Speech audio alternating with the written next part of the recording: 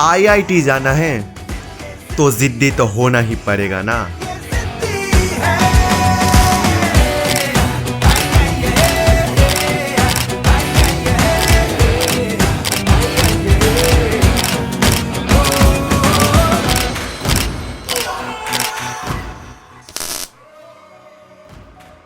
तू लेट है इसलिए थोड़ा पीछे है, पर अकेला नहीं है।